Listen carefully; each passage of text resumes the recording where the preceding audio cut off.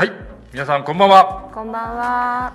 チャンピオンオブチェンジ日本大賞2021プレトークセッションが始まります。皆さんご参加いただいて本当どうもありがとうございます。ありがとうございます。お待たせしました。いよいよ始まります。私ですね、このプレトークセッションの進行役をいたします日本ファンドレジン協会の魚と申します。よろしくお願いします。そして、はい、私ダウデジタル日本という会社で広報を担当しております沢登と申します。よろしくお願いいたします。よろしくお願いします。そして私ジャーナリストの秋山紀子と申します。よろしくお願いします。よろしくお願いします。さあいよいよ、はい、いよいよですね、始まりましたけれども、今年のチャンピオンオブチェンジね、なんかこう今回この初めてこのスタジオ感っていうなんかこうね、表彰式の、ね、感じになってまして、これは見えてるんでしょうか皆さん。こんにちは。こんにちは。すごいこういう感じで、今ちょうどこのなんて言いますか、表彰式のステージ、これ幕がこの後開くんですけど、幕の前の前説ってこういう仕立てで今私たちおります。なんかこれを見ますとね、私関西出身なんですけど、吉本新喜劇とかに行くと必ず若手芸人が前に来てこう温めるって役なんですけど、なんかそれをすごく思い出すんですけど、はい、そうですね。はい、秋山さんもいかがですか、なんか今のお気持ち。いやもうね、今日のこのね、今7人最終に残っていて、でもここまでの段階で選考するのって本当選考員のお二人大変だったんだろうなって思って、ついついそのプロセスを取材したくなっちゃいます。ありがとうございます。ね、これまた後ほどですね、はい、受賞されて皆さん出てこられますけど、これこの画面ご覧の皆さんですね、このチャンピオンオブチェンジ日本大賞2021とぜひですね検索をしていただいて、そしたらホームページにこの25に出てまいりますから、はい、これお待ちの間にこの表彰の発表の前にどんな人たちがこの今ファイナルに残っているのかぜひご覧になっていただきたいと思うんですけど、はい、そうしますと、このね、もう選考過程でもね、こんな人がいるんだとかね、こんなチャレンジャー頑張ってるんだってね、我々もとっても感動しましたので、ぜひ皆さんご覧になっていただきたいと思います。チャンピオンオブチェンジ日本大賞2021ですね、はい、ということでいきたいと思います。よろしくお願いいたします。さて、この機会でプレトークですから、ちょっとなんか場を温めるやつみたいなところですけど、はい、お二人それぞれこのねフィッシュファミリー財団、そして敦子フィッシュさん後ほど登壇されますけど、このね取り組みにどういうきっかけで接点を持たれたのかっていうのをちょっとお伺いしたいなと思うんですけど。私自身が GWFI というボストンで1ヶ月の研修プログラムに参加させていただくための面接の段階で敦子さんに東京でお会いしたのが初めてです。あ、そうなんですか。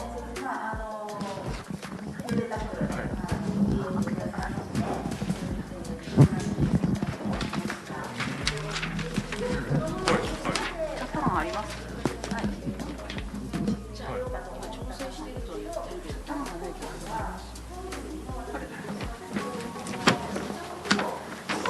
イベント会場にバスで泊まりましたね。その中で敦子さんが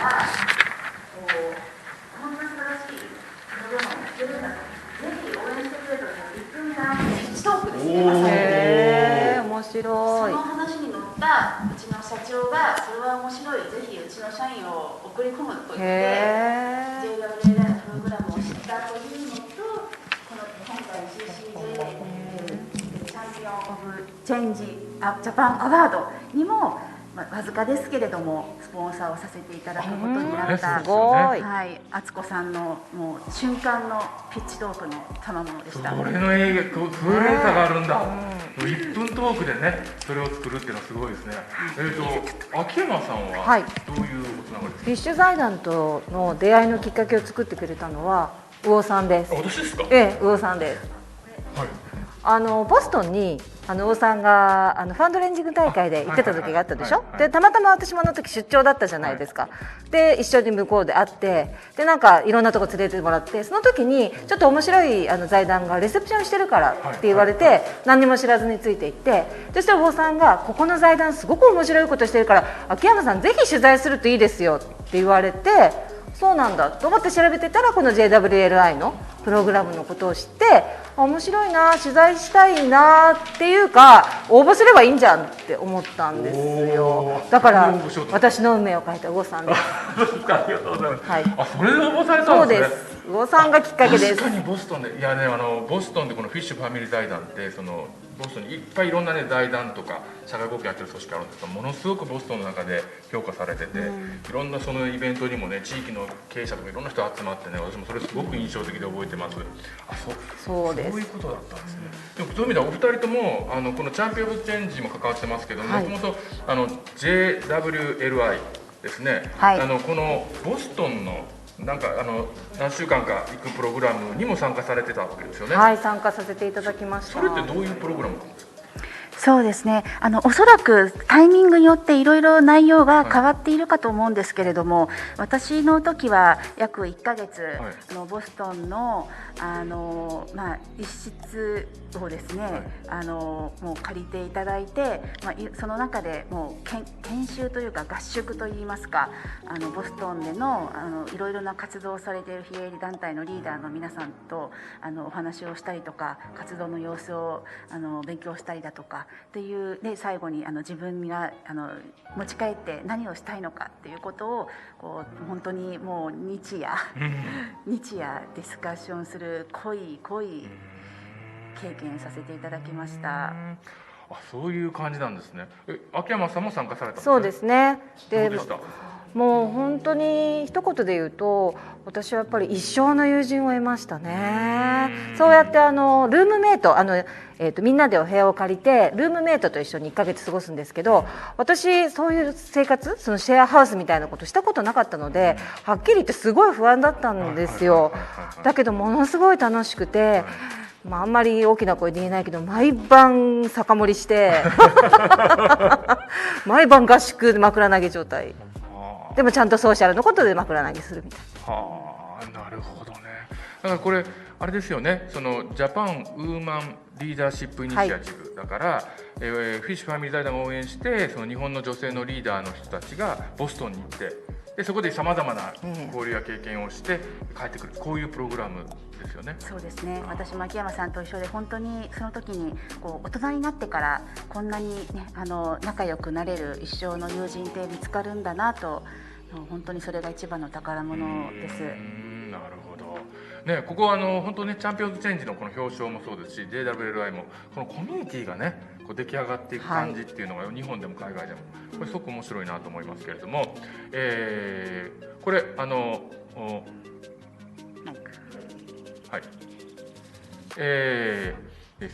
いいですね、こういうのがね。ね、まさにこれがプレトーク。はい、プレトークですね。これ実際にちょっと選考委員、今回やられて、はい、今回200を超えるね、プロジェクトってやっておられる団体の方が推薦されたんですけど、選考委員初めてやってみていかがでした？はい、私自身は創設の時から、小さなスポンサーとしては関わらせていただいたんですけれども、今回初めて審査委員の一人として参加させていただいて、もう本当に改めてこう実感したんですけれども、もうその200を超える皆さん、誰かから推薦されたという時点でもう皆さんみんな素晴らしいんですよね。なので本当にこのね表彰式の時にもうよくフィッシュ敦子さんがもう今年の選考は難しかったっていつもおっしゃるんですけれども、本当に難しいんですよ。もう皆さん素晴らしい方で、誰をこう順位をつけるというものではないんですよね。本当に誰もが対象になる活動をされていらっしゃるんですけれども、審査員として誰を一番こう応援したいと、もう少し羽ばたけるは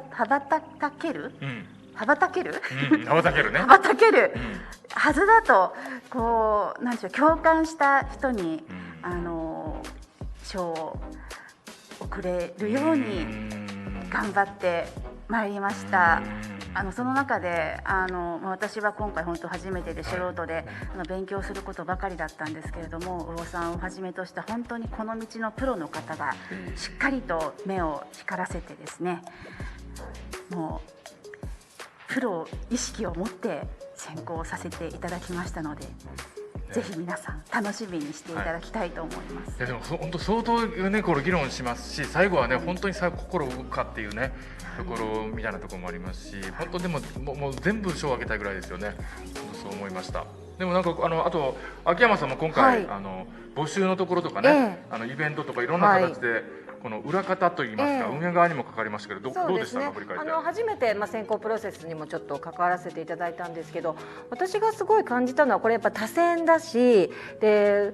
どんな活動をしている人がね、やっぱり東京だけじゃなくて地域にどれだけいるのかっていうことをみんなで探して、そして、こういう人たちをぜひ受賞してほしいっていうふうにみんなで選んでいくプロセスそのものが、なんかその活動を応援してお互いを力をつけ合って高め合っていくような、そういうエンパワーメントなんだな、選考そのものがっていうのをすごく感じましたね。なるほどね。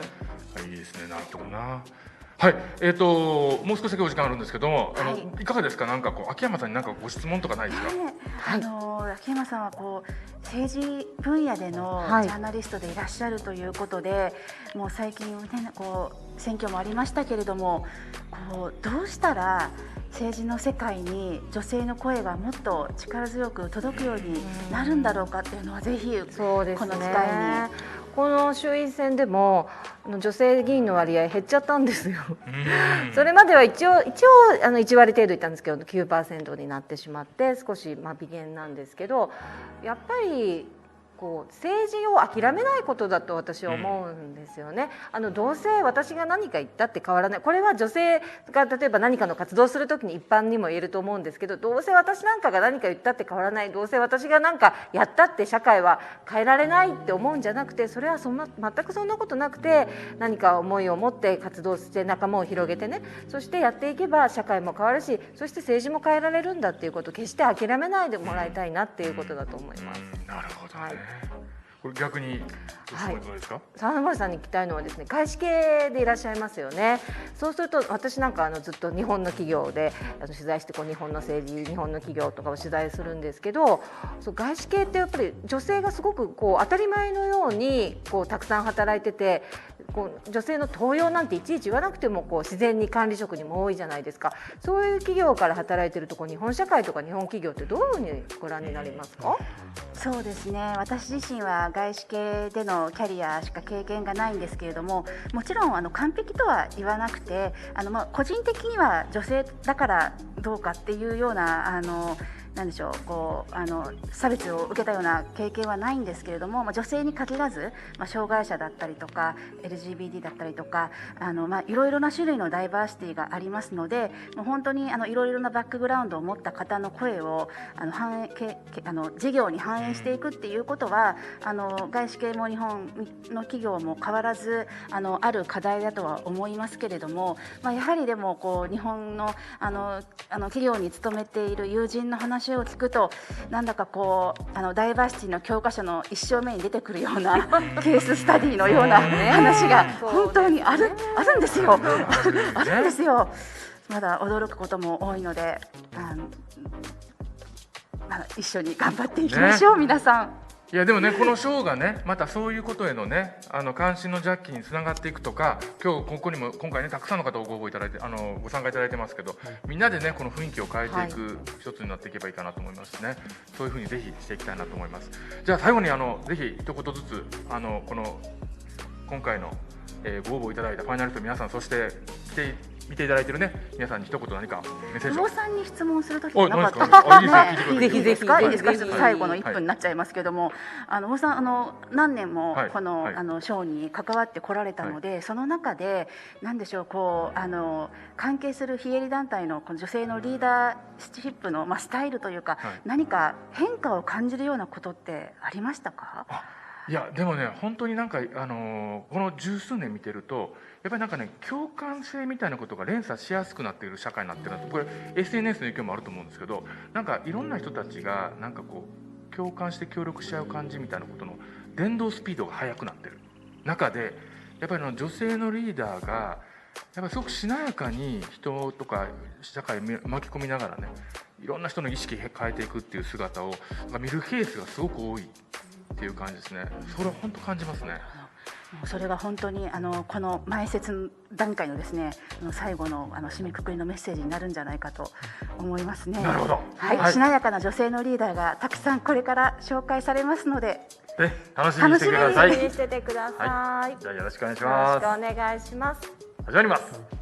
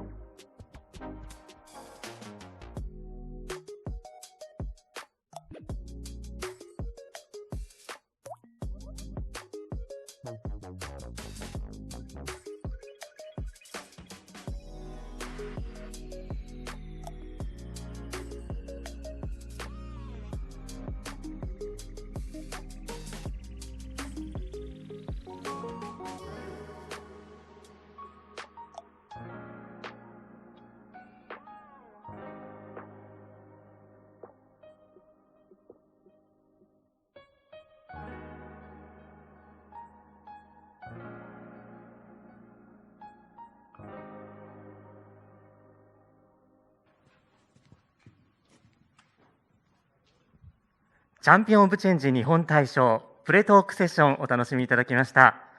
もう皆さん表彰式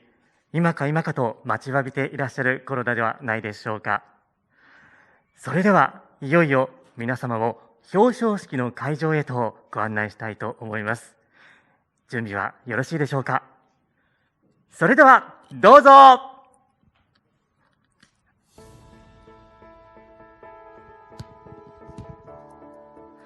皆さんこんばんは。第5回チャンピオン・オブ・チェンジ日本大賞表彰式にご参加くださいまして誠にありがとうございます。新型コロナウイルスの影響を考慮し、本賞の表彰式は東京汐留にあります D2CR スタジオよりオンラインでお届けいたします。今回は株式会社 D2CR に会場協力、株式会社イメージソースに配信の協力をいただいてお送りしております。本日はこちらの配信会場にお集まりいただいた受賞者の方々と、現在午前5時半のアメリカ・ボストンより本賞の創設者敦子東光フィッシュをオンラインでつなぎ、全国いえ世界各地で受賞者の方々を応援していらっしゃる皆様へ表彰式の様子を生配信させていただきます。この表彰式では場所、空間を超え一つになり、受賞者の方々の功績をたたえ、そして未来に続くより良いものにしていきたいと思っております。 YouTube でご参加の皆様、ぜひチャット機能を利用して受賞者へのエールやコメントなどを投稿して盛り上げていただければ嬉しく存じます。共に素晴らしい時間を作ってまいりましょう。なお、本日司会を担当いたします私はフリーアナウンサーの寺内夏樹と申します。どうぞよろしくお願いいたします。司会の大役を務めることになり大変光栄に思っております。そして受賞者の皆さんの魅力を存分に伝えていき、ご視聴の皆さんと一緒に受賞者の皆さんをお祝いしたいと思っています。どうぞ最後までよろしくお願いいたします。そして、私とともにこの場を盛り上げてくださいますのはこちらの方です。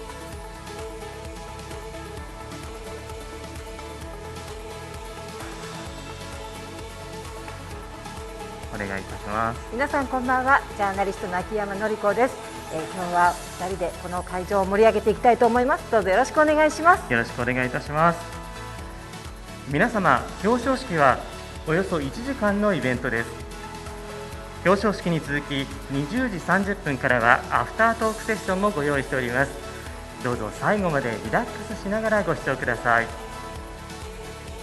さて、このチャンピオン・オブ・チェンジ日本大賞は社会をより良くするために活動する草の根の女性リーダーに光を当て敬意を表する賞として、アメリカ・ボストン拠点のフィッシュファミリー財団が2017年より主催してまいりました。この賞は2013年にホワイトハウスでオバマ大統領が表彰したチャンピオン・オブ・チェンジ・フォー・エイジアン・アメリカン&パシフィック・アイランダーズという賞を発起人である敦子東光フィッシュが受賞したことから設立されました。本賞を運営するアメリカフィッシュファミリー財団は、慈善事業を目的に1999年にアメリカマサチューセッツ州ボストン市で敦子東光フィッシュ、ラリー・フィッシュ夫妻によって設立されました。ボストン近郊の移民や危険な状態にある若者支援、また女性リーダー育成や東日本大震災の復興支援など、日本を対象にしたさまざまな活動を行っています。敦子東光フィッシュは2018年には日本のソーシャルセクターの女性リーダー育成への功績が認められ、旭日小綬章を受章しました。秋山さんも、はい、このフィッシュファミリー財団が開催する女性リーダー育成支援プログラムの卒業生のお一人ですよね。はい、JWLI プログラムの卒業生です。先ほどの、トークセッションでもそのあたりの話をしていらっしゃいましたね。今日は本当に楽しみですよね。はい、さあ、それではまずボストンよりチャンピオン・オブ・チェンジ日本大賞の創設者であり選考委員長である敦子東光フィッシュより大会のご挨拶を申し上げます。ボストンの敦子さん、よろしくお願いいたします。はい、こちらこそよろしくお願いいたします。皆様こんばんは。先ほどご紹介いただきました、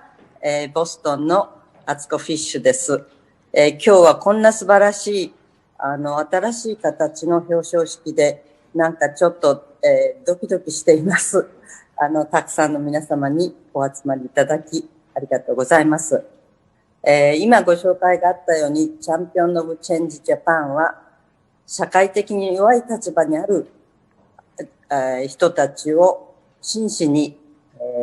支援している女性たちに感謝と、それから敬意を表して、敬意を表するためにお送りする賞です。今多くの女性リーダーたちが社会課題に取り組んで活動していらっしゃると思います。その活動は人命を救い、そして社会を活気づけ、日本の社会を徐々に変えていると思います。彼女たちは日本の未来の素晴らしいリーダーたちです。また、彼女たちの活動を広く社会に知っていただくことにより、彼女たちの志、そしてインパクトを共有し、後につなぎ、社会に変化をもたらせることができると思っています。これを設立した時の思いは、私の熱い思いは今も変わりません。しかし、このコロナ禍で女性リーダーたちも本当に大変な思いをなさいながら、しかも社会のニーズに多様に対応していらっしゃる、その努力に重ねて、お礼を申し上げたいと思います。JWLI のオープン、ポジティブ、インクルーシブという精神は、まさにこのような苦しい環境に置かれていても多様性を受け入れ、人々に勇気を与え、前向きな考え方を導き、可能性を大きく広げてくれると信じています。今回はこのように、大変な環境にもかかわらず、203人という多くのヒーローの視線をいただくことができました。本当にありがとうございます。二次選考の25人の中から厳選かつ神聖な、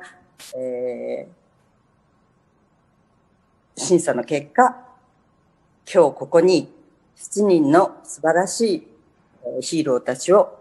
ご紹介できると思います。楽しみにしていただきたいと思います。なお、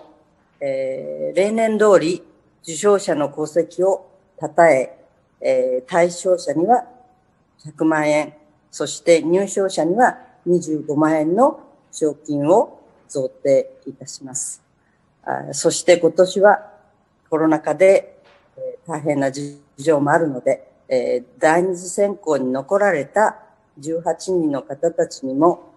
少額ではありますが、10万円ずつ賞金を差し上げたいと思っています。このようなパワフルなヒーローたちに、出会えたこと、私は心から光栄に思います。はい。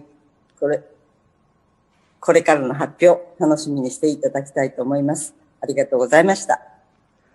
敦子さん、ありがとうございました。今日楽しみですね。ありがとうございます。この後もなんかドキドキしてます。はい、こんな素晴らしいプレゼンテーションを含めてなので。はい。ではこの後も引き続きよろしくお願いいたします。こちらこそお願いします。それではここで本表彰式に際しまして、内閣府特命担当大臣として地方創生少子化対策男女共同参画を推進される野田聖子様よりお言葉を頂戴しております。どうぞこちらをご覧ください。こんにちは、野田聖子です。第5回チャンピオン・オブ・チェンジ日本大賞、今回も素晴らしい方たちが入賞されました。お名前を読み上げたいと思います。秋元香愛さん、ゴージャス理恵さん、土肥樹さん、中島香織さん、中山薫さん、牧野由香子さん、山本康代さん、それぞれの皆さん、入賞本当におめでとうございます。全国各地で女性リーダーとして、果敢にさまざまな皆さんの困りごとにアウトリーチし、そして多くの人たちを幸せに導いてくれる皆さん、心から感謝を申し上げるとともに、ぜひこの会を通じて、そしてこの入賞を通じてますますエネルギッシュに活躍していただけることを願っています。私は女性活躍や男女共同参画の担当大臣でもありますけれども、子ども政策やそして、孤独孤立、さらには地方創生も担当しています。皆さんの頑張り、皆さんの取り組みがこの日本の地方創生に資すること、子どもたちの幸せにつながることも間違いない事実であります。心から感謝と敬意を表する次第です。そしてオンライン配信でこの式を見ている皆さん、この仲間の女性たちの明るさ、強さに何かインスパイアされることができれば素晴らしいと思います。普段気づかないけれども、自分ならこれができる、自分にはこれができるかもしれない、そんな時間を今日共有することができたのであれば素晴らしいモーメントだと思っています。どうか皆さんも一歩半歩前に出ていただいて、自らをリーダー像として創作していく、そんな日々を多くの女性たちが楽しみ、分かち合い、そして前に向かって歩んでいただければと願っています。主催の皆様方に心から感謝を申し上げまして、エールの挨拶といたします。ありがとうございました。野田大臣、熱いメッセージをどうもありがとうございました。秋山さんはこのコメントをいただくときに同席していらっしゃるそうですね。そうですね。野田大臣もね、こうやってみんなが多選で、そして女性のなかなか目立たないこの草の根の地域活動に焦点を当てるっていうのに、やっぱすごくこういう活動は素晴らしいので、多くの人に知ってもらいたいということをすごくおっしゃってましたね。野田大臣からのコメントをご覧いただきました。ではここで本賞の意義にご賛同いただき、我々と共に盛り上げてくださっております CCJA パートナーの3社をご紹介いたします。本日は各社から代表の方にもご臨席いただいておりますので、合わせてご紹介させていただきます。それでは3人の方、こちらにどうぞ。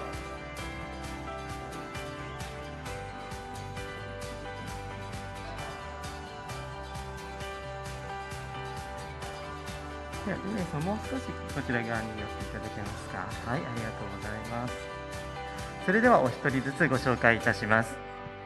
ティファニー&カンパニージャパンインクより李明美代子様、ダウケミカル日本株式会社より沢登理恵様、株式会社ジャパンタイムズより末松美奈子様、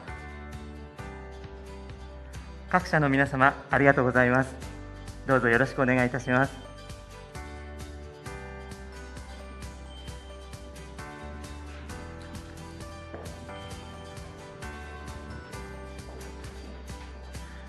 続きまして、ティファニー&カンパニーの米国本社チーフサステナビリティオフィサーのアニーサ・カマドリ・コスタ様からも海を越えてお祝いのお言葉を頂戴しております。そちらのメッセージをご覧ください。Hello, my name is Anissa Camdoli Costa, and I serve as Chief Sustainability Officer at Tiffany & Company. Tiffany is proud to be a long-standing partner of the Champion of Change Japan Award. We're thrilled to be able to support this critical initiative, which supports and elevates women in Japan. It is also aligned with Tiffany & Company's long-standing commitment to empowering women leaders and fostering diverse leadership in the workplace. Over 200 incredible women were nominated this year for the Champion of Change Japan Award, the highest number of applications ever received in the award's history. This is a testament to CCJA's leadership and prestige, as well as the fact that women leaders in Japan are truly a force to be reckoned with. Congratulations to all of the nominees, and in particular to the finalists in this highly competitive pool of over 200 nominees. You are heroes in your communities and heroes in Japanese society. The Champion of Change Japan Award ceremony is a very special milestone, but it's not the end goal. The goal is to celebrate and support women leaders around you all the time. We all know women leaders. They're all around us. And on behalf of Tiffany & Company, I want to thank you for continuing to carry out the vision of the Champion of Change Japan Award and for shining a much-needed spotlight on the life-changing work of these powerful, inspiring women leaders. アニーサ・カマドリ・コスタ様、メッセージをどうもありがとうございました。それでは今年の本賞の選考や表彰内容についてご紹介させていただきます。まずは選考委員のご紹介です。先ほどパートナーとしてご紹介した3名の方を含む6名の方をここでご紹介いたします。まずは3名の方をご紹介いたします。どうぞこちらにご登壇ください。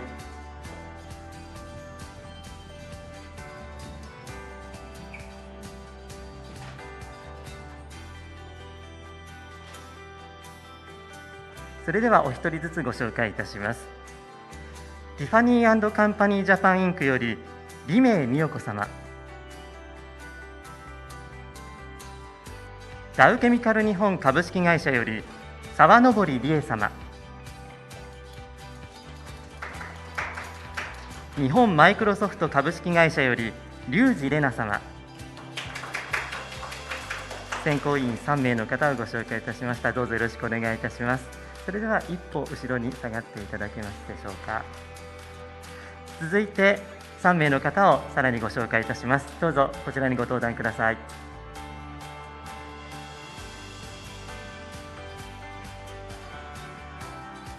お一人ずつご紹介いたします。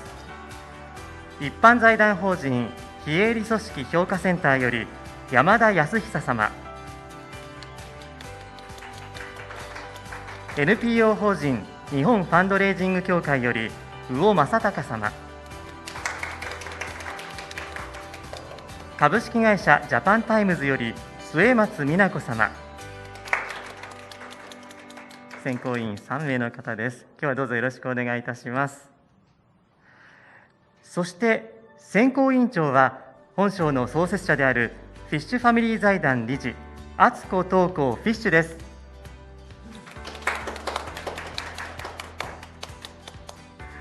ではこの後の表彰式も皆さんよろしくお願いいたします。魚さんにはこの後も引き続きご出演いただきます。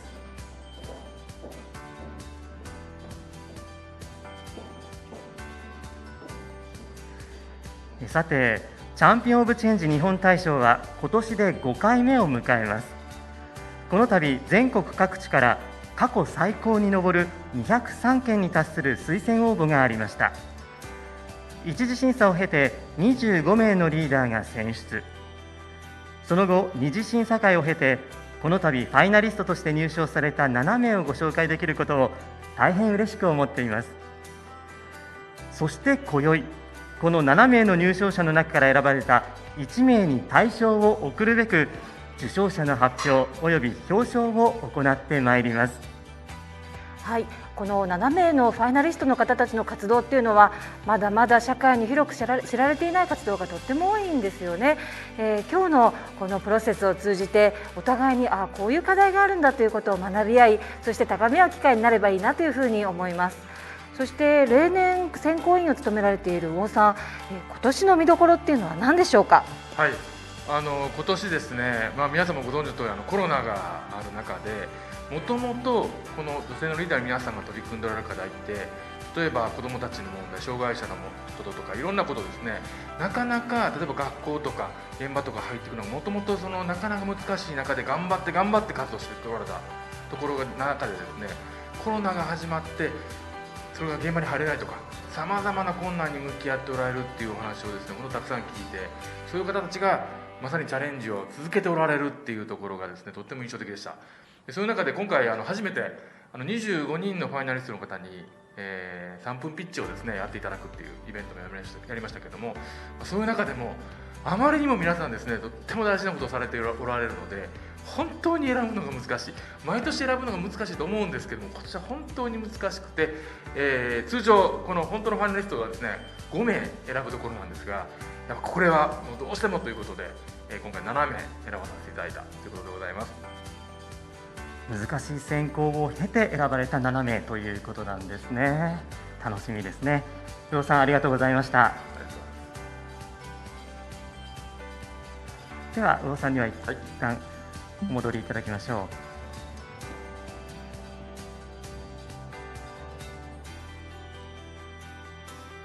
う。では栄えあるファイナリストに選ばれた7名の方々には、その功績をたたえこちらが贈られます。賞状と賞金25万円、そして皆様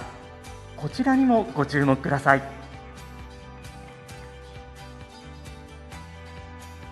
はい、映っておりますよね。ティファニー&カンパニージャパンインク様よりご覧のティファニー社製の記念品が贈られます。素敵ですよね。ですよね。私も欲しいなと思わずつぶやいてますよね。はい、ティファニー&カンパニージャパンインク様にはチャンピオン・オブ・チェンジ日本大賞の趣旨にご理解とご賛同をいただき、第1回から5年連続でご協賛をいただいております。今回も受賞者の方々のために大変素敵な記念品をご用意いただきました。ありがとうございます。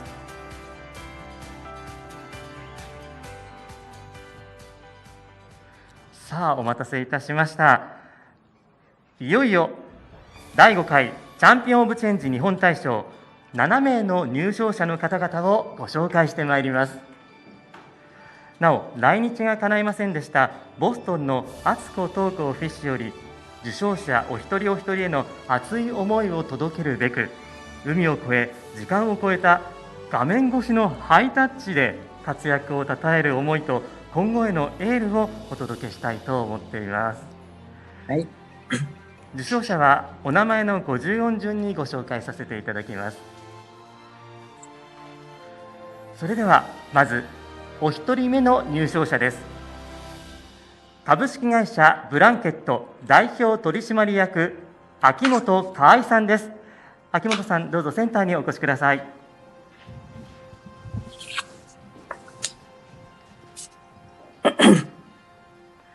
それでは秋元さんの活動をご紹介します。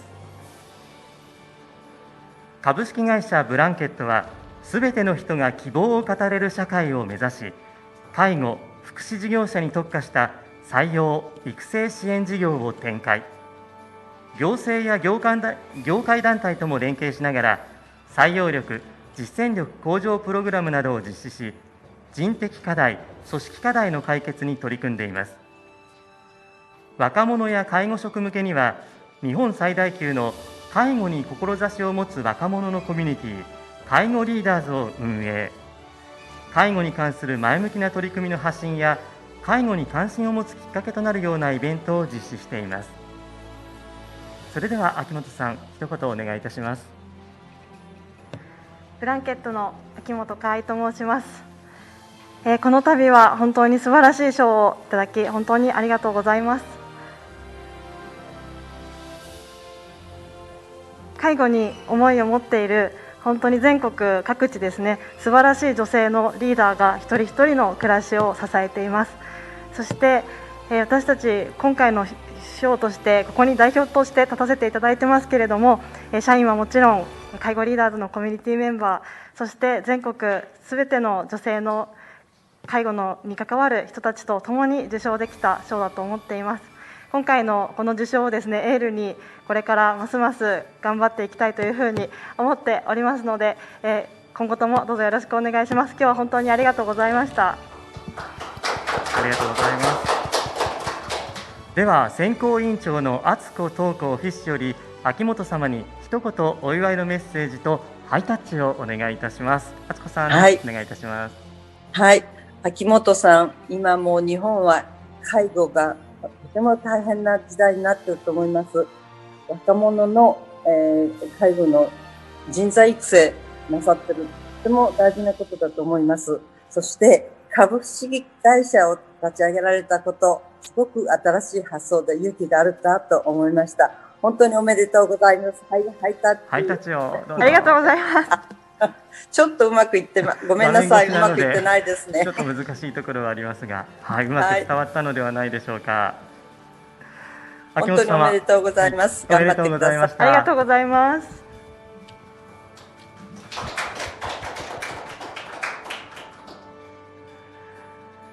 では次の入賞者をご紹介いたします。女性を元気にする会代表、ゴージャスリエさんです。どうぞセンターにお越しください。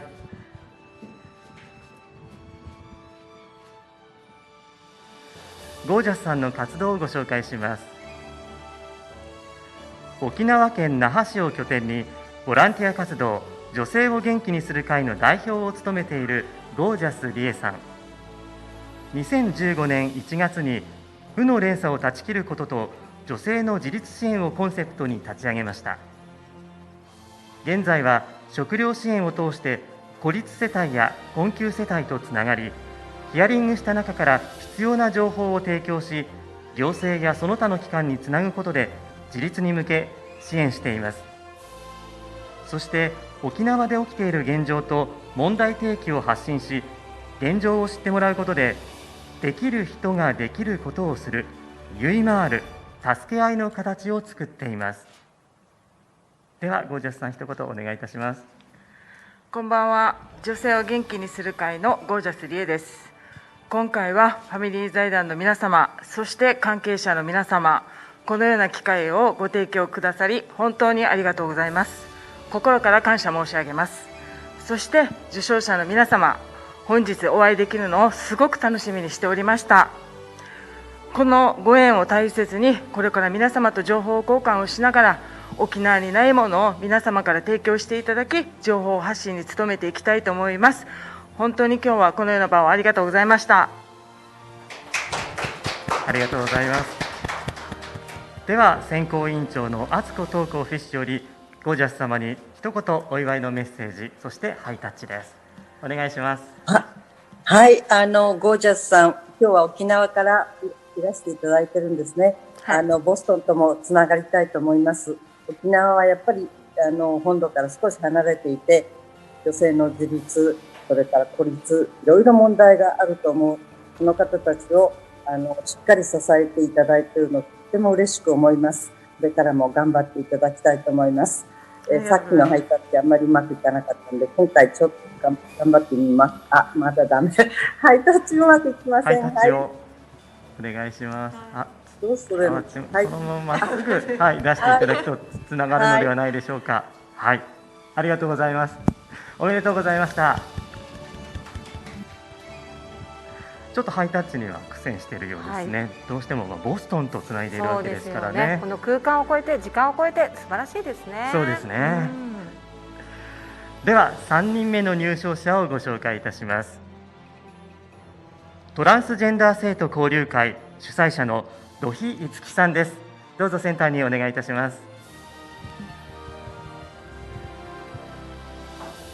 土肥さんの活動をご紹介します。2006年から性別違和を持つ児童・生徒の集まりであるトランスジェンダー生徒交流会を開催しています。参加者は保育園や幼稚園の子どもたちから高校生まで、関西や東海地方から20人から30人が集まってきます。卒業してからも後輩たちを支えるためにサポーターとして参加してくれてもいます。トランスジェンダー生徒は日常同じ立場の人と出会うことがほとんどありません。交流会に集まり、仲間と出会い、ロールモデルとなる先輩と出会い、自分らしく生きていくパワーを分かち合っています。それでは土肥さん、一言お願いいたします。トランスジェンダー生徒交流会の土肥いつきと申します。交流会はですね、一人の力ではできません。で、私は、単に、みんなにですね、集まろうって呼びかけただけです。その呼びかけに応じてたくさんの人が来てくれました。交流会はそういうふうなたくさんの参加者の力によって支えられています。そして交流会の主役はもちろんトランスジェンダー生徒です。偶然にもですね、明日交流会の合宿があります。今日私をここに立たせてくれた皆さんに感謝し、そして、その喜びをですね共に分かち合いたいと思います。どうもありがとうございます。ありがとうございます。では選考委員長の敦子東子フィッシュより土肥様に一言お祝いのメッセージ、そしてハイタッチです。お願いします。土肥さん、若者に勇気を与えるということは本当に大事なことだと思います。これからの日本を支えていく若者、インクルーシブ、新しい考えを受け入れるということを若者に教えていくということは本当に大切なことだと思います。頑張って続けていっていただきたいと思います。今回ハイタッチがうまくいきますように。はい。ダメだな、ちょっとごめんなさい。はい、どうもありがとうございます。海を越えて伝わってると思います。はい、伝わってます。ありがとうございました。秋山さんはこの土肥さんの受賞どんな風に感じていらっしゃいます？今までね、そのトランスジェンダーの大人に焦点が当たることがあっても、子どもたちのっていうのは、これはもう本当に多くの子どもたちの日々の辛さを救って、それから未来を作り出している活動なんじゃないかなっていうふうに思いました。私もジャーナリストを長年してますけど、こういう活動は初めてですね。いろんな人の勇気につながるような受賞ということですね。それでは4人目の受賞者の方をご紹介いたします。 NPO 法人ピッコラーレ代表理事中島香織さんです。では中島さんの活動をご紹介します。児童虐待死の事例で最も多いのは、生まれたその日に亡くなってしまう赤ちゃん。そのほとんどが母子手帳未交付、妊婦健診未受診という報告があります。NPO 法人ピッコラーレは、医療と福祉の専門家による相談支援窓口で、孤立している母子とつながり、行政の窓口や病院への同行、一時的な居場所の提供をし、社会の中に孤立している母子とつながり、社会の中に彼らの居場所を作る活動を行っています。性と生殖の健康と権利 SRHR の概念を真ん中に、誰もが妊娠をきっかけに孤立することなく自由に幸せに生きていける社会の実現を目指しています。それでは中島さん、一言お願いいたします。ピッコラーレの中島香織です。フィッシュファミリー財団の皆様、そして推薦をしてくださった皆様に心から感謝を申し上げます。ありがとうございます。妊娠 SOS 東京では、たった今も相談者の声に耳を傾けている仲間がいて、そして若年妊婦の居場所ピサラでも妊婦と一緒にこの夜を過ごしている仲間がいます。そんなピッコラーレの仲間とサポーターの皆さん、友人や家族と一緒にこの入賞を喜びたいと思います。皆さん本当にいつもありがとうございます。誰もが自分の体のことを自分で決めることができ、その決断を否定されることなく、そして生きていていいのだ、そう思える社会を共に作りましょう。今日は本当にありがとうございます。ありがとうございます。この後敦子さんからの、メッセージとハイタッチがありますので、ボストンの敦子さん、お祝いのメッセージお願いします。中島さん、やっぱり私も子供3人いますけれども、出産というのは本当に大変な女性にとって、大変な活動だと活動っていうのか、肉体的にも精神的にも、そして昔は家族がいっぱいいて助けてくれる人がいましたけど、現代の世の中はアパートで一人暮らしの方も多いので、本当に孤立っていうのは大変だと思います。大事なことを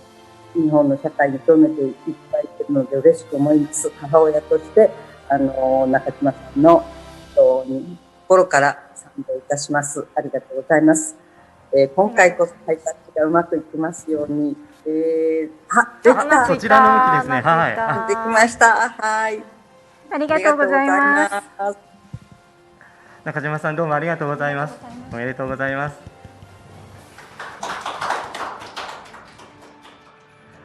さあ、次は5人目の入賞者の方をご紹介します。NPO 法人パラキャン事務局長の中山薫さんです。どうぞこちらにお願いいたします。中山さんの活動をご紹介いたします。障害者スポーツは用具やルールの工夫に人間の可能性の大きさや奥深さを見出すことができます。それらを学ぶことは自分のできないことに目を向けるのではなく、楽しいことや好きなこと、得意なことに目を向けることで可能性を広げ続けられることの証明でもあります。できないことを数えるよりもできることを数えようをパラリンピックの意味として子どもたちに伝えています。中山さん、一言お願いします。 NPO 法人パラキャンの中山と申します。本日は本当にありがとうございます。私たちの活動を通じてたくさんの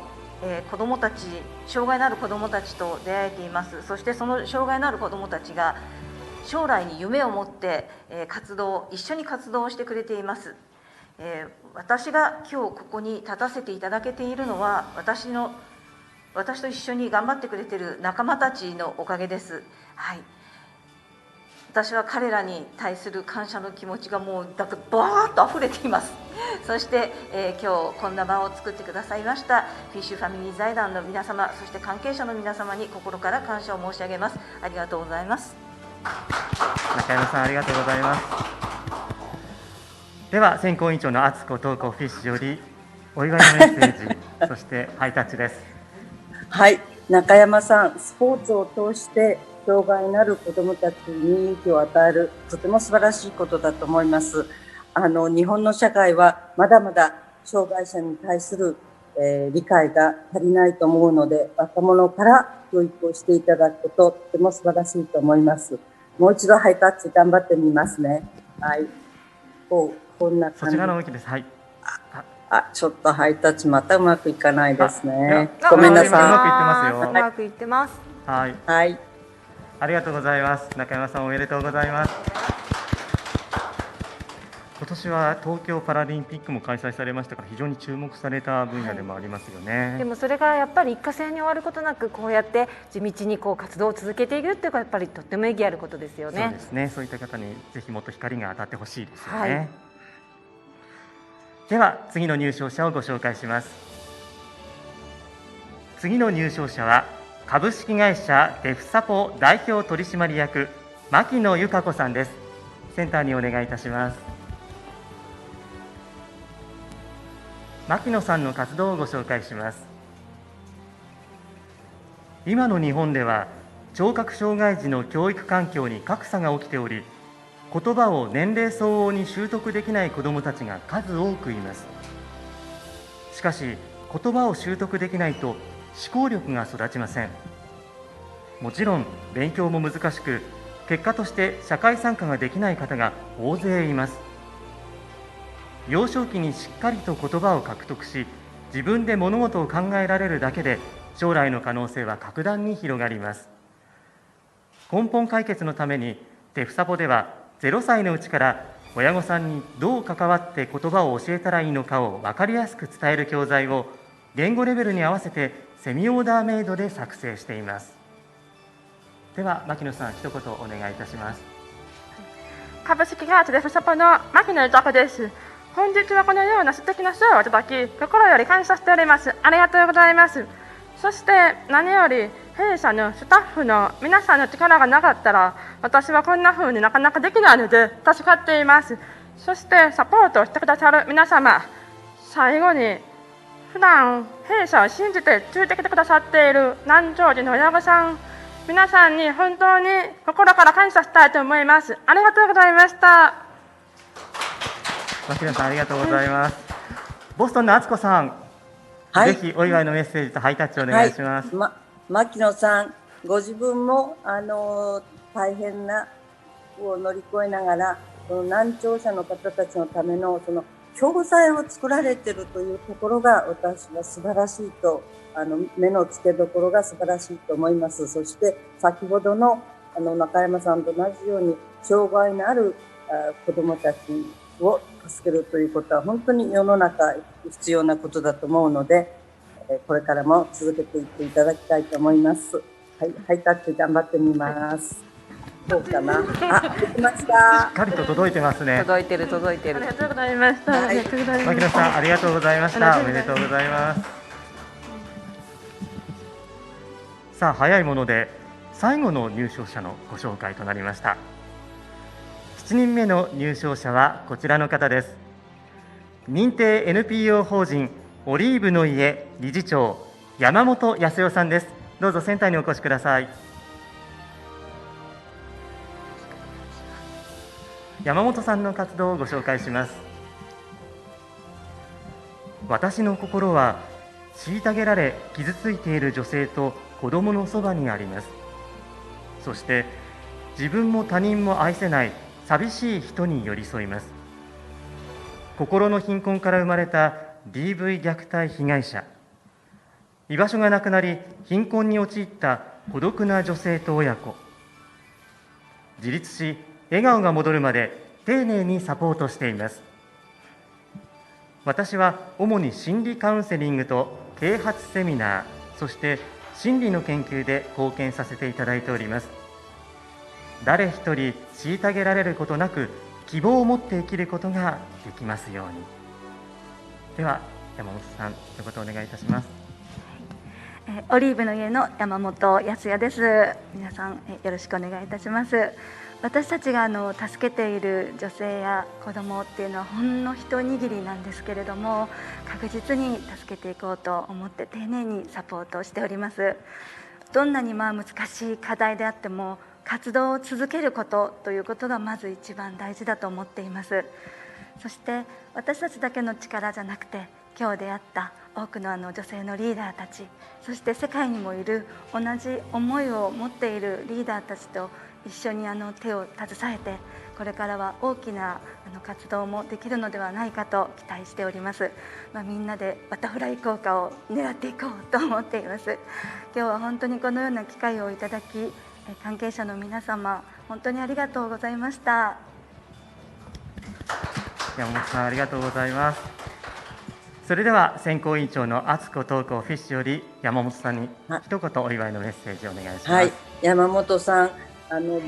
DV の問題はコロナ禍でもとっても広がって、コロナ禍だからこそ外へ出られないので被害が広がっていると思います。地道に支援を続けていただくことは本当に大切だと思います。頑張っていただきたいと思います。ありがとうございます。はい、ありがとうございます。頑張ります。それではハイタッチをお願いします。はい。ハイタッチ。しっかり海を越えて山本さんのところに伝わったのではないでしょうか。ありがとうございます。ありがとうございます。山本様おめでとうございます。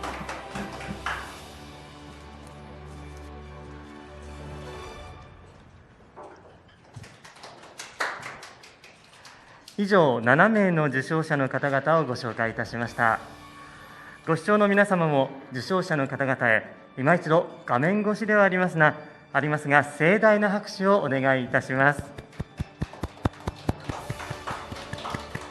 ありがとうございます。さてここで一つお知らせがございます。今回 JWLI ジャパニーズ・ウーマンズ・リーダーシップ・イニシアチブよりリーダーシップをさらに磨くため、アメリカ・ボストンで1ヶ月かけて行われる研修プログラムの受講機会をご提供いただきます。選考と発表は後日となりますが、今回の入賞者の中から1名の方が研修プログラム受講の機会を授与される可能性がございます。詳細の発表まで楽しみにお待ちください。先ほどもお話少しありましたけど、秋山さんもこのボストンでの研修のプログラムに参加されたことがある。そうなんです。1ヶ月の研修プログラムに参加させていただきました。どうでしたか？そうですね、いろんなボストンの女性リーダーや非営利団体を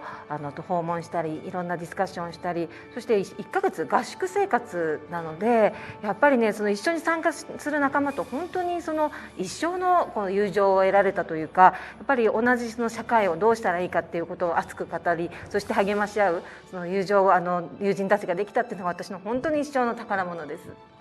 今日この表彰式の運営もそういったところで出会った絆ができた方々が中心で作っているという表彰式なんですよね。きっと今回の入賞者の方々もその中から一人選ばれて研修に参加していろんなことを得て帰ってらっしゃることでしょうね。人生変わると思います。そうですか。はい、ありがとうございます。さあ、大変長らくお待たせいたしました。いよいよ大賞受賞者の発表です。本日ご紹介いたしました7名の入賞者の中から第5回チャンピオン・オブ・チェンジ日本大賞の大賞受賞者1名が選ばれます。大賞受賞者へは正賞としてティファニー&カンパニージャパンインクよりティファニー社製のクリスタルボールが、そして副賞としてフィッシュファミリー財団より賞金100万円が贈呈されます。発表はフィッシュファミリー財団の敦子東子フィッシュより行います。ではボストンの敦子さん、よろしくお願いいたします。はい、見えてますでしょうか？敦子さん、そうです。封筒をもうちょっと顔の方に近づけていただくと、はい、はい、そうですね。はい、綺麗に封筒見えてますでしょうか？はい、はい、ここの中に、対象の方のお名前が書かれています。開けてみます。2021年チャンピオン・オブ・チェンジ日本大賞は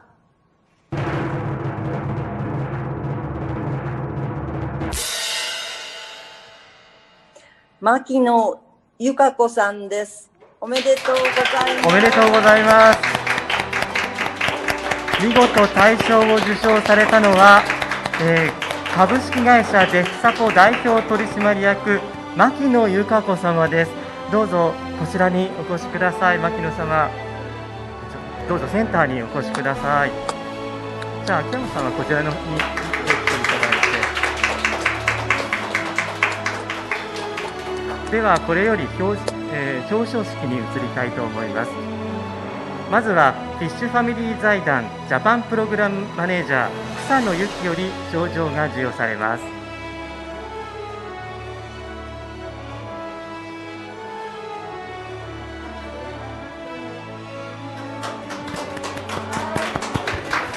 いい笑顔ですね。で、一旦秋山さんにお渡しください。そちらは、はい。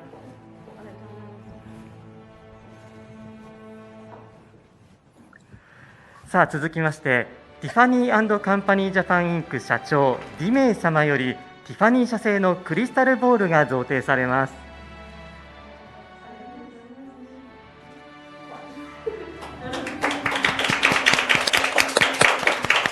ちょっとずっしりと重みを感じていらっしゃるんではないでしょうか。ちょっとじっくりと眺めていただいてもいいですよ。じゃちょっとそーっと、はい、また秋山さんにお渡しください。そしてまだあります。副賞として賞金100万円がフィッシュファミリー財団から贈呈されます。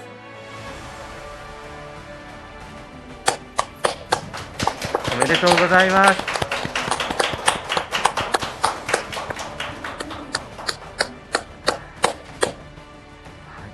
100万円という商品が、はい思っちゃいますよね。はい、ぜひ活動に生かしていってください。ありがとうございます。ではそちらも一旦、はい、秋山さんにお渡しいただけますか。もう名前呼ばれたときはドキドキしたんじゃないですか。はい、それではここで選考理由を伺いたいと思います。選考委員の山田さん、どうぞご登壇ください。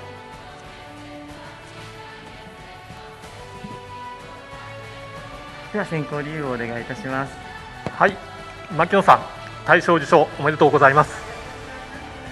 選考委員を代表しまして、私の方から選定理由を発表させていただきます。牧野さん自身が聴覚障害がある中、積極的なリーダーシップを発揮されて、行動力を持って事業をしているということと、あとは難病のお子さんを抱えて、その中で聴覚障害者の子どもたちの教育がまだまだ不十分だということに気づいて、そこから事業化をしていったという点と、自ら情報発信、インフルエンサーとしまして、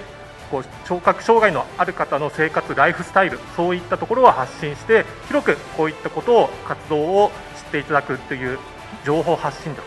あと最後に、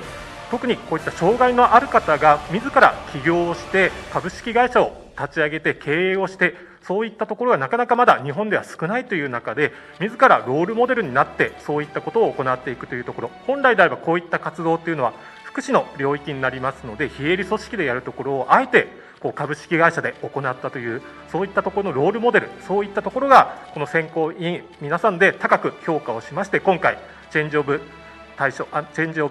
日本大賞の受賞になりました。本当におめでとうございます。選考委員の山田さんより大賞の選定理由をご紹介いただきました。ありがとうございました。さあ、では大賞を受賞されました牧野由香子様に、一言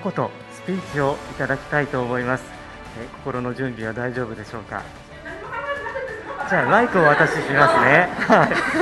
突然のことで、びっくりされてると思いますが、ちょっと落ち着いて息を整えていただいて、ゆっくりでいいですから。ありがとうございます。スピーチお願いいたします。私自身ものすごくいただくと思ってなかったので、ちょっと頭が真っ白なんですけれども、本当にこの大賞をいただけて、すごく心より驚いてるんですけど、同時に感謝をしています。やっぱり選考のおっしゃってくださったように、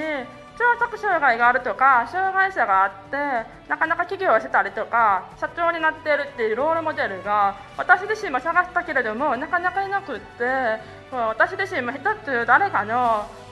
憧れてないですけど誰かにこんなふうになりたいなっていう、こんな人もいるんだって思ってもらえるような感じに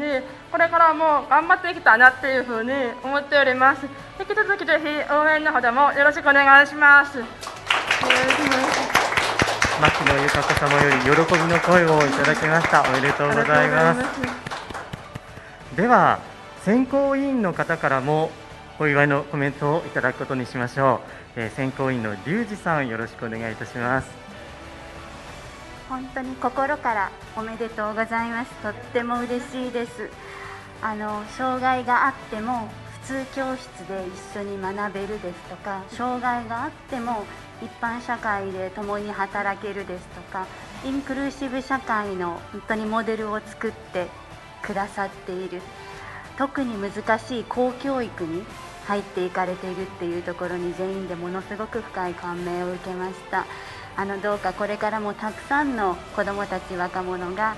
学べる働ける社会づくりをご一緒にしていかれたらっていうふうに思ってます。本当におめでとうございました。ありがとうございます。頑張ります。頑張ります。ありがとうございます。龍二さんからの温かいメッセージいただきましてありがとうございました。秋山さんはどうですか。この大賞を牧野様が受賞されましたが、どんなふうに見ていらっしゃいますか。そうですね、やっぱり自らがロールモデルになろうっていうこの前向きの姿勢がやっぱり多くの人をもう何も言わないでもその姿だけが多くの人に勇気を与えるし、当事者だけじゃなくてやっぱり応援したいっていう気持ちにさせるんじゃないかっていうふうに思いました。ありがとうございます。すごい嬉しいです。喜びがもう本当に体から、出ているっていうのが伝わってきていますよ。はい。牧野様、本当におめでとうございました。ありがとうございました。それではどうぞ一旦お戻りください。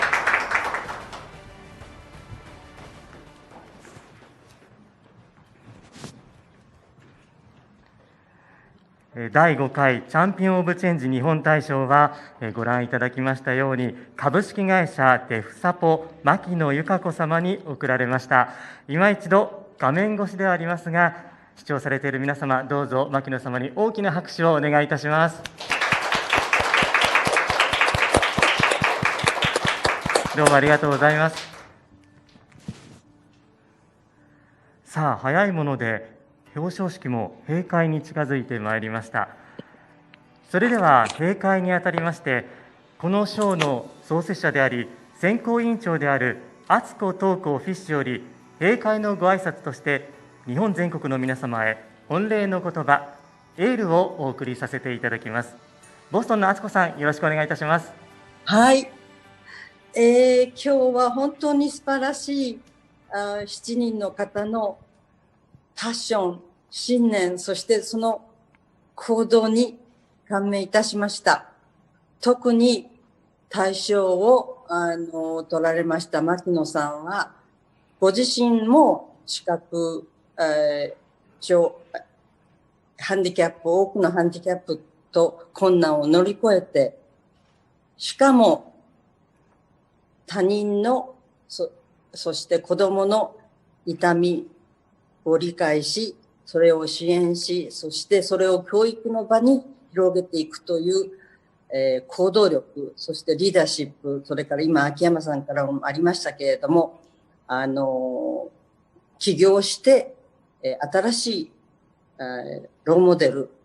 になるという素晴らしいリーダーの誕生、ヒーローの誕生だと思います。牧野さん、本当にありがとうございます。JWLI は違いを認め合い、そして関与に受け入れ、そしてその受け入れることから新しい学び、それから創造を生み出すと信じています。牧野さんの活動はまさしくこの JWLI のオープン、ポジティブ、インクルーシブに見合う活動だと思っています。本当におめでとうございます。そしてありがとうございます。これからは JWLI のエコシステムと一緒により一層活動を広げていっていただきたいと思います。最後に会場においでの、選考委員の皆様、そして実行委員の、吉岡真子さん、そして、羽田智子さん、今日のこの授賞式は5回のうちで初めてこうやってライブで発信しながら世界をつなげることができたと思います。このユニークな表彰式の成功は彼女たち2人の力だと思います。お礼を申し上げたいと思います。皆さんからもどうぞ拍手をお願いいたします。今日は本当に多くの皆様にご参加いただきありがとうございます。来年も CCJA の会場でお目にかかることを楽しみにしています。どうもありがとうございました。本賞の創設者であり選考委員長である敦子東子フィッシュより閉会の挨拶でした。以上をもちまして第5回チャンピオン・オブ・チェンジ日本大賞の表彰式を終了させていただきます。ここまでのご視聴誠にありがとうございました。そして受賞者の皆さん、本当におめでとうございます。この後引き続きアフタートークセッションを行います。どうぞこのままご視聴ください。なお、今回のイベントは多くの皆様にオンラインでご参加いただいております。ご覧いただきながら YouTube のコメントやご意見もお待ちしております。また本日の表彰式についてアンケートのご協力をいただけますと幸いです。アンケートは次に出ます、表示される画面の QR コードから、そして YouTube のチャット欄の URL からアクセスいただけるほか、後ほどお送りさせていただきます参加の御礼メールからもお答えいただけます。それでは準備が整いますので今しばらくお待ちください。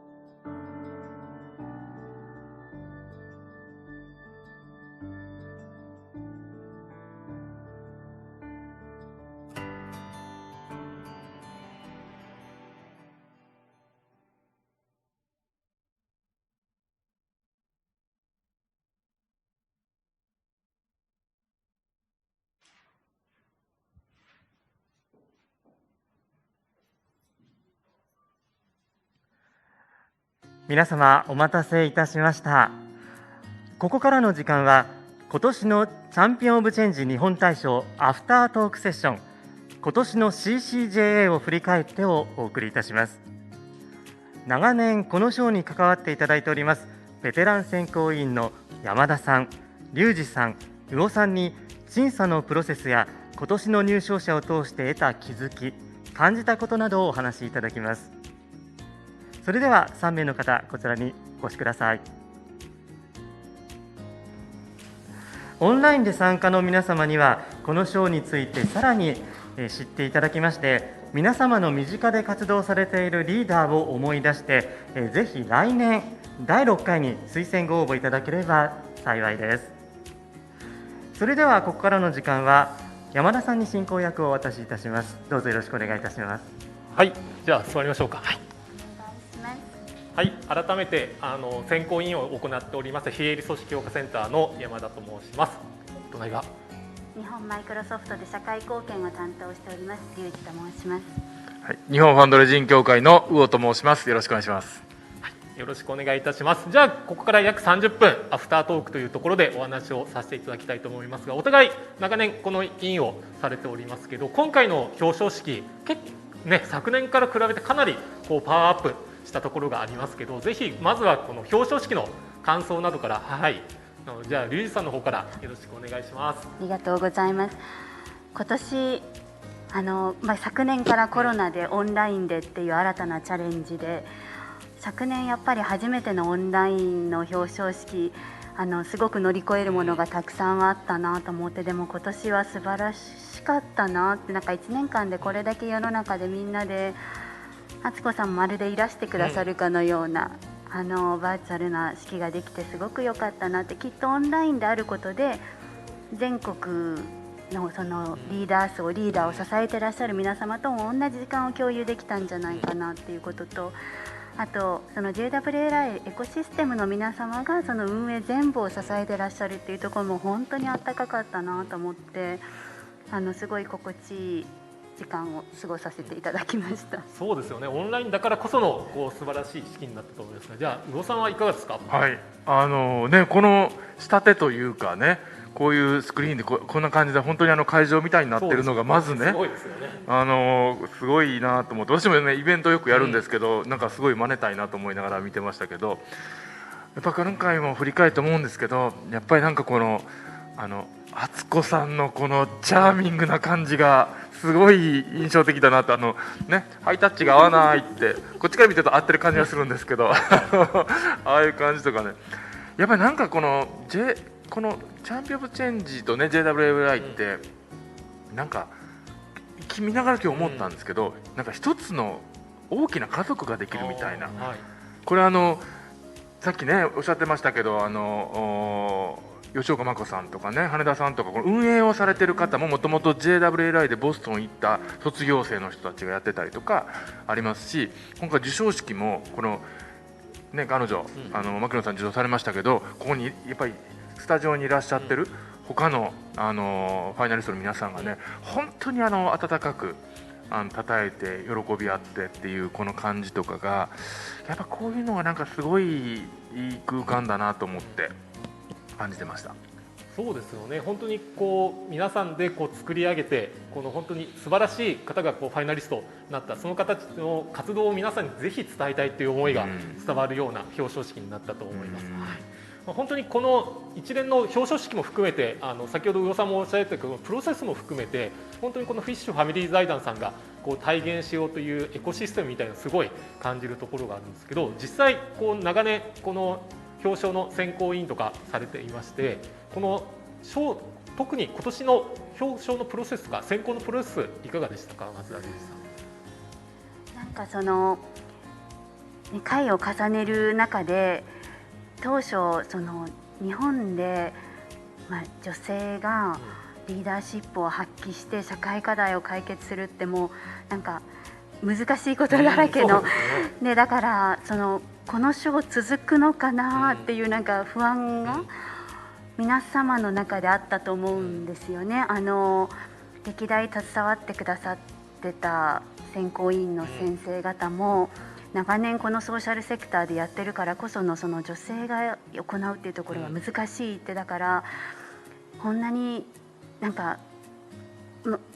もう回数だとかもう少し見直した方がいいんじゃないかみたいな声すら上がったと思うんですけれども、毎年毎年今年も素晴らしい方たちがどんどん出てこられて、なんかそれはすごい心強いことだなと思って、であとなんか皆様がもう今日冒頭もそうでしたけれども、介護をやっている全ての方にいて、なんかその社会課題分野を代表して知っていただこうとか、より巻き込もうだとか、なんかそこもとっても印象的でした。そうですよね、本当にこう賞に応募される方とかって本当に亡くなってしまうんじゃないかという話がありましたけど、今年ね確か過去最高の200以上のこう推薦があったというところで、その辺こういろんな社会貢献分野でこういろんな NPO とか見てらっしゃる魚さんの立場からも含めて、ぜひ選考の状況なども含めて、そうですね、なんかやっぱり本当になんかね、私今回まあね200を超えるご申請をいただいてで見てる中で、いやこんなにいろんな地域でね、いろんな現場でやはりなんて言うんだろう、本当しなやかにっていう、たまたま自分の例えば子供が障害だった、難病だった、たまたまこういう経験をしたっていうようなところからだったりとか、こう近所の人がとか何かちょっとした本当に日常の中で生まれているものからそれを解決する、それに寄り添う取り組みを始めるっていうところのこのなんていうか、それが本当にその過程では大変だったと思うんですけど、この自然な歩みとしてそういうことがどんどんこうたくさん生まれてるっていうエネルギーみたいなことを今回すごく感じて、でそこをまた応援したり支えたりっていう人たちの輪が広がってる感じとか、いやでもね本当に今回、しかもこのコロナの中じゃないですか。コロナの中でもともと病院に入るのってこう、ね、NPO とかすごく難しいんですけど、その中でやっとドアが開いてやってたらコロナで来ちゃダメですってなってどうしようとかね、本当に皆さんそこで向き合って頑張って諦めないでやってるっていう、もう本当に選びましたけれども、もう本当ものすごいたくさんの人になんかこう感謝を伝えたいっていう気持ちにさせられるっていうか、そういう感じがしました。でもなんかこの審査のプロセスって本当になんかこれ多分このフィッシュファミリー財団のプログラム特徴だと思うんですけど、なんか、事業のとかそういうね中身の議論ももちろんあるんだけど、それ以上になんか最後はもうこの人に感謝を伝えたいみたいなね、ところに最後になっていく感じがちょっとしていて、それも敦子さんの一つのまたパッションだと思うんですけど、そこがまた一つのこのね大きな家族っていう感じがしていいなと思いますね。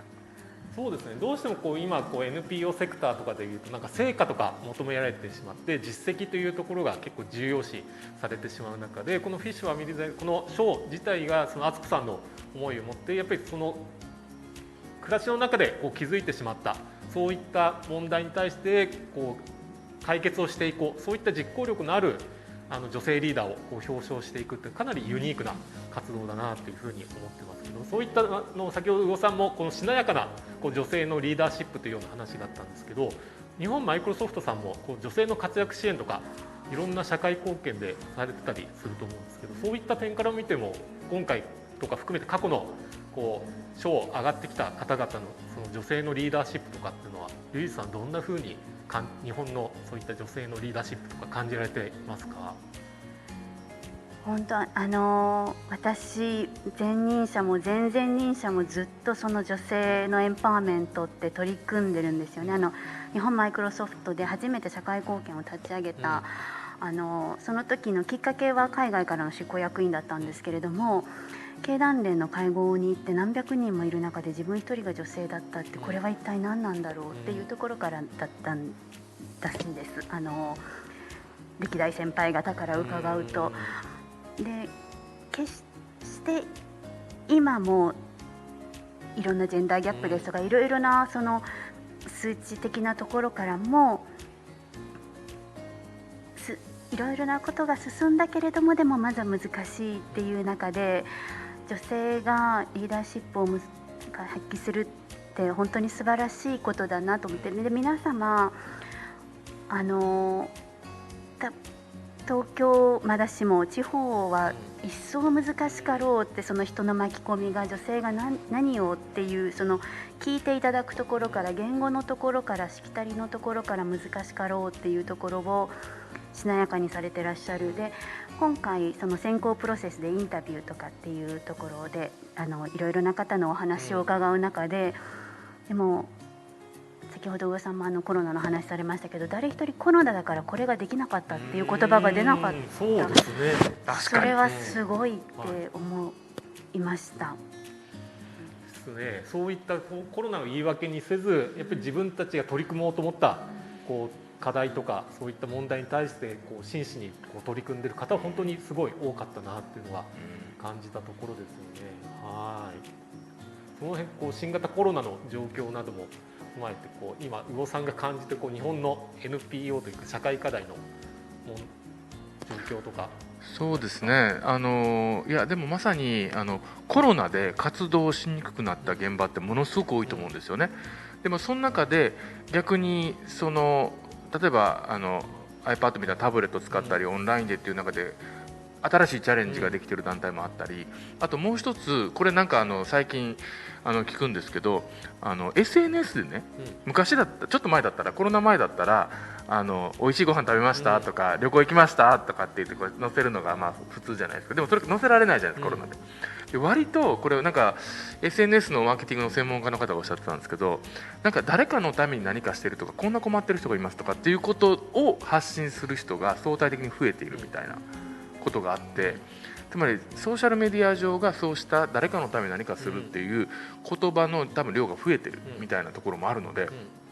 だからこういう中で今回そのファイナリストに残っていただいた方もご応募された方もそうですが、敦子さんがよくおっしゃる知っていただきたいっていうね、これできるだけ光を当てたいって、この光を当てることでそれが伝わって人の意識が変わっていくっていうきっかけにね、このチャンピオン・オブ・チェンジとか JWLI っていうのがなれる余地が多分なんかさらに高まってる可能性があるなっていう気がするんですよね。で今回ここもお申し込みでね、過去最大の300名の方がお申し込みされたと聞いたんですけど、そういう皆さんが発信をしていただく、伝えていただくことでまたそこに気がついて勇気づけられて行動する、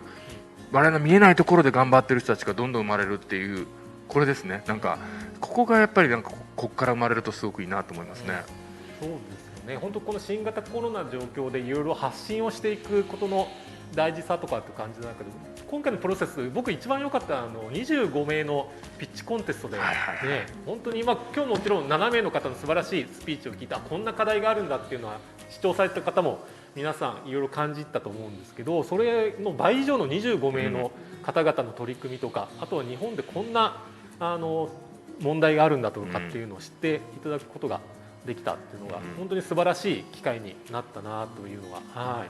感じたところだと思いますし、あと魚さんとか僕もこの NPO セクターでいろいろ長年仕事をしている中でも、やっぱりこの選考委員会の中で話なんかするとまだまだこういう課題があったんだっていうのは全然知らないような課題とか、またねこういった新しい課題が新型コロナなんかで生まれてきているというところで、そういったのを知っていただく機会になっているのは本当に素晴らしい取り組みだなというのはいつも感じてはいるところですね。はい、あとなんかこういう解決方法もあるのかとか。そうですね。はい。私そういう意味ではね、今日受賞の方のね、ご挨拶の中でゴージャスさんが皆さんぜひ力貸してくださいってここで知り合って、で皆さんここでファイナリストの皆さんが会うのすごい楽しみにしてましたっていうことをおっしゃってたりとか、でこのねなんか借りる力、つまりいろんな人から力借りて物事を解決するって、これなんか社会的な活動ってそんなにすごく儲かるものじゃないから、やっぱりリソース借りたりアイデア借りたりノウハウを借りたりしながら解決するときに、ここが一つそういう貸し合える借り合える、そういう信頼関係のあるコミュニティになっていくっていうこと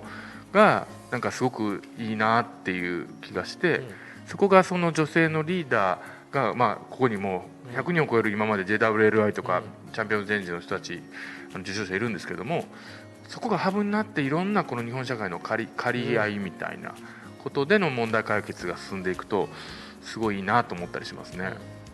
そうですね、今回のこの応募も結構推薦された方がこの JWLI とかチャンピオン・オブ・チェンジに関わった方々が各地でこう推薦していただいて、まだまだこう地域でこうあまり知られてないような方々もご推薦いただいて、本当にいろんな課題とか知ることができたっていうのは、そういう意味ではもう発信力とこのネットワーク力っていうのが年々こう増してるなっていうのは感じてるところですよね。はい。でなんかその敦子さんが地域でその弱い立場にある方たちをすごく地道に支援をしていて、その方たちの活動にちょっとでも光が当たったらもっと巻き込む力が上がるだとか、もっとそのいろんな支援のネットワークが集まっていくっていう、そういう方をハイライトしたいっていうそのコンセプトも本当に素敵だなと思って、なんか審査会で毎年毎年確認されし合うんですけれども、もう自らそのやっぱりお立場だったりパーソナリティであったり本当に置かれている場所によってちゃんと自分でそれをきちんと社会に出していける人もいれば、本当に置かれた場所でそうじゃない方もいて、敦子さんはでもそうじゃない方にこの賞があったからこそっていうものをパスしたいんだっていう、そこのところをなんか毎年全員審査員でだよねって確認しながらやっているなって、それは本当に一つありがたい思いであって、温かい思いであって、その精神がずっと紡がれてるのが素敵だなって思います。確かになんかね、このあったかい、いやほらリアルの時ね、リアルの時は授賞式に敦子さんがねボストンからいらっしゃって、入賞した人をねビッグハグするんですよね。そうですね、必ず最後ガバッてハグ、もうあれがねもう最高の副賞だなと思って、なんかやっぱり大変じゃないですか、やっぱこの NPO とかね、別に企業でもいいです、社会問題解決に向き合うのね本当大変なことが多い。だけどそれを本当頑張ってくれてありがとうって言ってね、でその光が当たらないところで頑張ってコツコツやってる人になんとか光与えよう、当てようっていうね、でもそういう意味ではね、今日見ておられる方も周りにそういう方がいたらね、ぜひね推薦して次回ね手を挙げていただけたらなと思って、本当にもちろん入賞するシーンありますけど、本当紙一重っていうか、ところもあるし、ぜひねこのなんていうかな、この感謝となんていうか愛情のあるコミュニティだという感じがね、して、そこにぜひ仲間になっていただけると嬉しいなと思いますね。私なんてってやっぱりあってしまうと思うんですけれども、なんかあなたが出てくださることですごく知られて、その社会課題解決ってもっと促進されるかもしれないっていう、なんかそっちの方のその社会的意義にどうか背中を押されて出ていただきたいなって。確かに、そうですよね。そういう意味だと今日表彰された方もこう活動者とともにやっぱり代弁者となってこう発信してくれるっていうことによって、やっぱりいろんなことを今日見ていただいた方とか本当にいろんな方々にこう伝えていくことができますし、やっぱり敦子さんはそういった方々をやっぱり積極的にこう応援したいっていうところがあると思うんですけど、なんかそういう意味だと今までのこう日本のいろんな表彰制度とかも含めて、やっぱりこのチャンピオン・オブ・チェンジかなりユニークな形だと思うんですけど、でもうね今年5回目っていうところでこの5年継続してこの表彰制度っていうのができているという意味では、この日本の中でのこの賞の役割というか意義とか価値とかってどんな風に感じられますか、リュウジさんは。そうですよね。でも本当に今年面白かったなと思った吉岡真子さんがずっとソーシャルで全国都道府県を並べて、ここの県からまだ出てませんとか、なんかそういう形でオールジャパンでやっていけて、で本当に地方創生、地域格差ってよく言われてしまいますけども、そうじゃネットワークでオンラインでこういう形で時間空間本当に飛び越えてつながれるので、なんかそこをそこの巻き込み力っていうところをもっと使えたら、あとやっぱりそのトークボストンから海外からだからこそ見える日本っていうところで、その声に大切になんかみんなで耳を傾けていかれたらいいなっていうふうに思います。そうですね、そういう意味ではそういった海外の視点も交えつつ、また日本の国内の問題も我々も含めてこういろいろな方々のこの発信っていうか、その意見からこう学ぶことができて、そういったところが賞の表彰に反映されているとありますね。はい、魚さんはどうですか、このそうですね、もうある意味で非常に面白いユニークな賞だっていう感じがするんですけど、なんかね、例えばなんですけど、これちょっとコロナでね、なんか実現してないんだけど、敦子さんがフィッシュファミリーダイナーの東京オフィスをね、作られたんですよね。で作る時、で草野さんがさっきね授賞式で言った草野さんが日本ディレクターになってるんですけど、作る時にここにラウンジみたいにしていつも美味しいワインが置いてあって、で全国のこの過去の受賞者とかね、女性のリーダーがフラッと来て、みんなでこう一杯飲みながら、なんかおいしいの食べながらなんか交流できるような空間が作りたいって、そういう賞なんですよ、きっと。だから表彰し渡して終わりというんじゃなくて、そういうことが実現するプロセスの賞なんだなっていうところがあって、なんかこう一過性に何か誰かを称えるというよりは、継続的に感謝し合って元気づけるコミュニティを作りたいという一つの賞なんだろうなっていう感じがするんですね。だから表彰式でやっぱハイタッチは必要なんですよ。だしハグも必要だし、敦子さんからの一言メッセージ、感謝も必要だし、それがなんかこの賞の本質だっていうような感じがしますね。そういうなんだろう、ずっと見てるよって、なんか大変な時もボストンからずっと見てるよっていう、仲間はいるよっていうことを伝えるための賞っていうのが、私なんかこの賞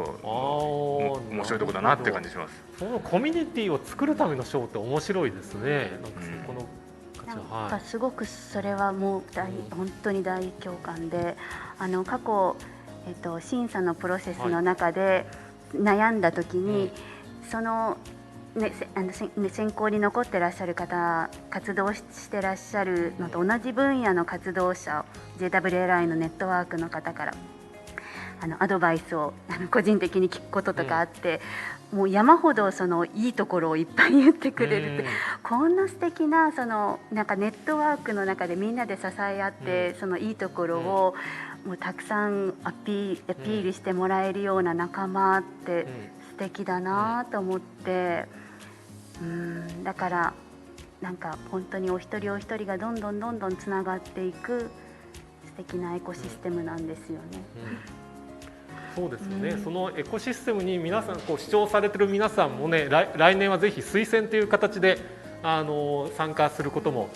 できますし、またこういった形でいろんなイベントまた来年も続けて行えると思いますので、そういったところ参加することによってこのエコシステムにこう触れて、あとは自らこう発信を活動されたりとかってするところなんですけど、敦子さんがよく言う言葉で、傍観者になるんじゃなくって活動者になれ、行動を起こせっていうようなことをいろいろお話しされることが多いと思うんですけど、今日もこの視聴されている方はやはりこの社会課題とか今の日本の問題とかにやっぱりこう興味関心意識を持っている方がいらっしゃると思うんですけど、そういった方々がこう傍観者、今日見るだけじゃなくてこの後どんなアクションしていく、行動していくっていうのが大事なのかっていうのはちょっとその最後ぐらいになると思うので、ぜひリュウジさん、魚さんで、最後の締めの言葉みたいな形で、いただければと思いますが。コロナで私もずっとまだ会社に行ってないんですけれども、ずっと在宅勤務をしていて、で出張がなくなったので地域活動に関われるようになって、そしたら本当にいらっしゃるんですよね。草の根でずっと地道に、それもなんかそれが大変だとかそんなこと何にもおっしゃらないで活動してらっしゃる女性たち、本当にもうたくさんの方たちにその光が当たるようにみんなで盛り上げていけたらすごく嬉しいですので、どうか来年もたくさんのつながりを日本全国で作っていかれたら嬉しいです。そうですよね、全国各地からね、またご推薦いただいて応募していただけるといいですよね。では魚さん、よろしくお願いします。ありがとうございます。でも本当私なんか思うんですけど、ソーシャルセクターでね十数年やってると思うんですけど、応援する人は応援されるってなんかね、すごい本質だなって気がしてるんですよ。で、応援された人がまた応援する連鎖みたいな。でね、このチャンピオン・オブ・チェンジってほら推薦から始まるじゃないですか、本人が応募じゃなくて推薦から始まる。で、推薦してつまり応援するわけじゃないですか、応援した人がいてその人が選ばれていって、で今日の運営されてる方もその応援された方が運営に回っててっていう、で行動っていうのがなんかじゃあ社会的企業やるのかとか、彼女も事業を起こすっていうんじゃなくても、応援するっていうところ、今回登壇した25人あるね、全体の中の人たち誰か応援している中で、その行動自体が将来応援してもらって、で応援してもらったらまた次の応援に入ってっていうことをみんなでやったらね、どんどん新しいチャレンジもあると思うんですよね。そういう行動もあるんじゃないかなって気がするから、ぜひ皆さん応援してあげてください。そうですよね。この応援していくっていうところが大事な部分だと思いますし、ね、そういった形を、推薦という形もできますし、今日のいろいろ賞をいただいた7名の方、あるいは25名のこのファイナリストの方を応援していくっていうのも、できると思いますので、ぜひ今日ご参加の皆さんはそういった形で行っていただきたいと思いますし、あと皆さん自身もこう活動されている方なんかいらっしゃれば、ぜひ情報発信をしていただきたいと思います。で、最後に私の方が簡単にまとめじゃないんですけど、やっぱりこの賞を通じていろんな課題を知って僕結構ね、お話を聞くと本当大変なことは全国各地であるんだなという気持ちがある一方で、この皆さんの活動をしてなんかすごい救われる気分。お話の途中で大変申し訳ありませんが、そろそろお時間が迫ってまいりました。非常にアフタートークセッションも盛り上がっておりました。ありがとうございます。それでは、最後にこのパネルディスカッションのまとめと閉会のご挨拶、途中でしたけれども改めて山田さんお願いいたします。はい、そうですね。本当にこのいろんな社会課題がある中で、この課題に対していろんな方法で解決してくださっている方々が全国各地にいるんだなっていうのを改めて感じることができますので、この賞を通じてある意味この課題というところで大変なことも学びつつ、あとはこの希望を感じる賞がこのチャンピオン・オブ・チェンジのいいところだなっていうのをいつもこの選考委員として関わらせて、思っているところでございますし、こういった素晴らしい皆さんが課題を知ってそういった解決している方々を応援する仕組みを作っていただいたフィッシュファミリー財団の皆様や、あるいは今回この表彰制度の仕組みを作っていただいた事務局の方々、あとは全国各地でご推薦していただいた方、応募された方、本当含めて感謝でこのアフタートークを締めたいと思います。本当にありがとうございました。ありがとうございました。選考委員の山田さん、龍二さん、魚さん、どうもありがとうございました。ありがとうございました。ありがとうございました。それではどうぞお戻りください。